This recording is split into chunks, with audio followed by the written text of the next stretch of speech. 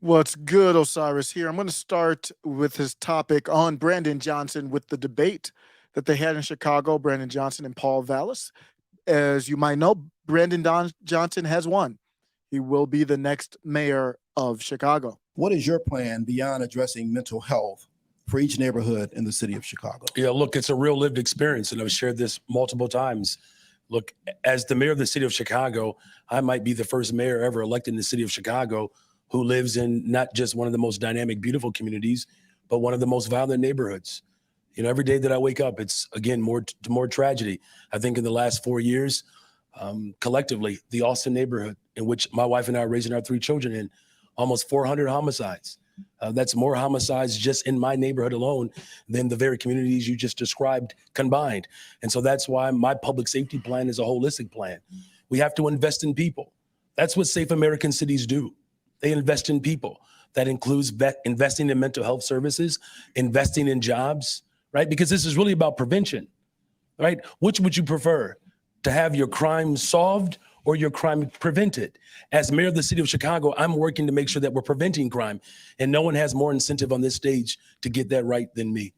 Mr. Johnson, this question is for you. On multiple occasions, you've spoken on the topic of defunding police. In 2020, you said, quote, defunding this failed system of incarceration and policing was not just admirable, but necessary, end quote. During a town hall called Police Free Future, you commended defund organizers for, quote, an agenda that actually can transform people's lives, and said, quote, removing ourselves away from state-sponsored policing. That is commendable. As far as redirecting funds, if we look at your record, you introduced a resolution and passed it with the support of others to redirect money from the sheriff's office to other areas. So first, this is a multi-part question. The first is just a yes or no. Do you acknowledge making those recorded and documented statements, yes or no? I'm not going to defund the police. If you could answer the question, though. Yeah. Do you acknowledge making the statements that I just read by quote, yes or no? What I've acknowledged is the fact that there are people who are incredibly frustrated. Mr. Johnson, if I could get you back to the question, of course. It's solely yes or no. Do you acknowledge making those statements? Look, you've Yes or no? already quoted. What I'm saying is, though, So you is that it acknowledge making provides those some statements? Of course, I'm acknowledging it, Okay. but I want to So make sure that we have I wanna give context you the opportunity to to answer that. the question, but Yeah. I just want to move on to the next part of it. So acknowledging that you made those statements over a course of not just months, but years, commending them, there was a period of time where you wanted to redirect money away from Chicago police to the tune of $150 million. Just within the last 24 hours, though, it seems that there was an about face, and now you're saying you're not going to take a penny away. How do you reconcile those two differing positions? They're not differing positions. I never said we're going to take money away from the police. The $150 million was not redirecting the funds away from the police? Directing it towards implementing the consent decree, directing those dollars to make sure that we hire and train and promote 200 more detectives, to make sure that we are implementing the laws that are on the books, like our red flag laws. I've never said I was going to cut the police budget. Now, the press has said it because, look, I get the agenda of the Republican Party, the same Republican Party that said that President Biden is going to defund the police, which was a lie. The same Republican Party that said Governor J.B. Pritzker is going to defund the police, which is a lie, which is the same Republican Party that is supporting my opponent that's saying that I'm going to defund the police. I'm not going to defund the police. What I've said repeatedly is that the $150 million should be appropriated towards making sure that we are doing smart policing, which includes training and promoting and hiring 200 more detectives, implementing the consent decree, making sure that we are providing mental health services for police officers. That is a part of the budget. To follow up on that, you speak of these 200 detectives. On the record here, do you plan to do any additional hiring apart from promoting the detectives who are already within the ranks? Individuals who wish to be police officers, of course we want to hire. But let's just also be clear that this notion that 1,600 police officers are going to fly out of the air immediately overnight is just false. But are you committing then to hiring in addition to promoting? Of course. But what I'm saying is, though, I don't want to give people the false impression, like my opponent, that 1,600 police officers are going to show up. It takes 2 years to become a police officer. Rufus just indicated, I live in Austin. We can't afford to wait 2 years for police officers to show up. That's why we have to make sure that we are moving with expediency to train and promote 200 more detectives, moving with expediency to make sure that we are implementing the consent decree, which is going to conservatively cost me $50 million of the $150 million that you're speaking of. Thank We you, have to Mr. make sure that we Johnson. are providing mental health services I have and one youth additional employment. follow-up if you would like to answer. You also speak of, in this overarching plan, that you want to hire double the amount of youth into jobs because you say it can also prevent violence. What companies have you specifically spoken to and already have on board to do this, and how do you plan to pay for it? And how do you plan to convince these young people to take these jobs? Well, first of all, we don't have to convince young people. They want work. They want to be loved. I've been a teacher. I've looked into the eyes of young people who desire people to actually invest in them. Here's the first thing. As the mayor of the city of Chicago, I have jurisdiction over sister agencies, CPS, CTA, Streets and Sanitation, Parks and Recreation. Whosoever will, let them come. And they're ready. And that includes working with our business community and our small business communities. Absolutely. It is documented that major corporations have tried to work with the outgoing administration to do just what I'm proposing. The difference is I'm prepared to bring everybody to the table.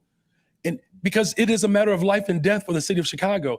The data has proven over and over again that violence prevention is directly tied to our investment in young people.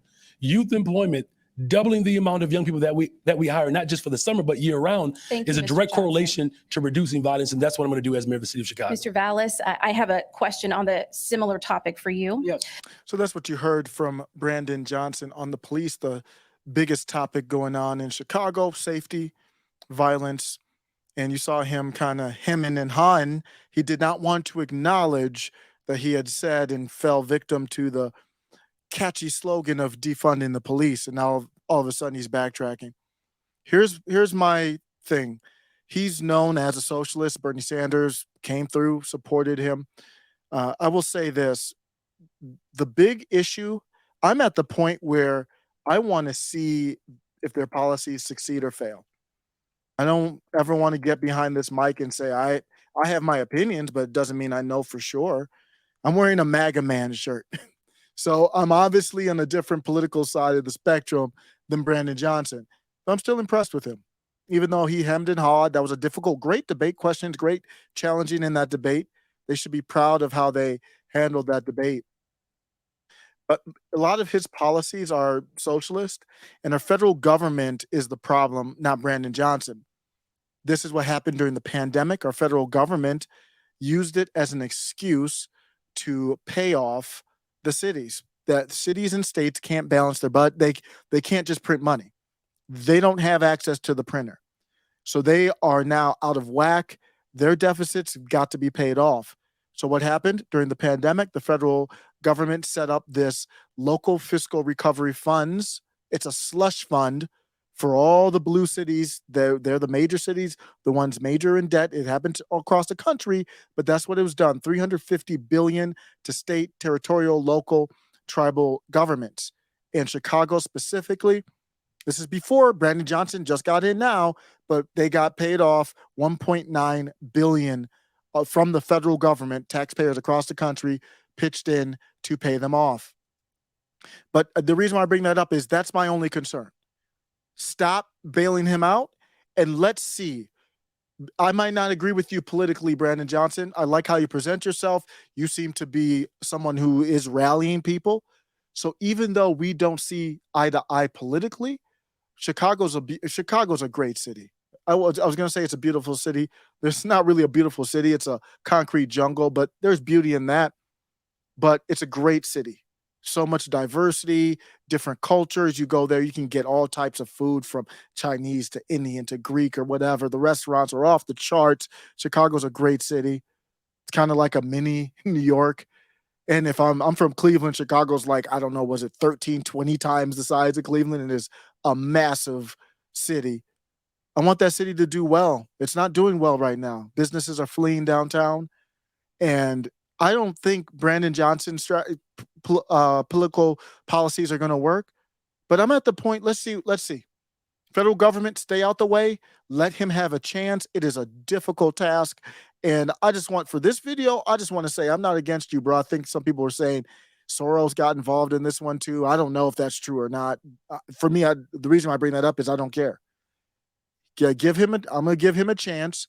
He seems to be someone who provides inspiration in others. And even though we disagree, I wish you the best, and we'll analyze how you do. Let's go, Chicago.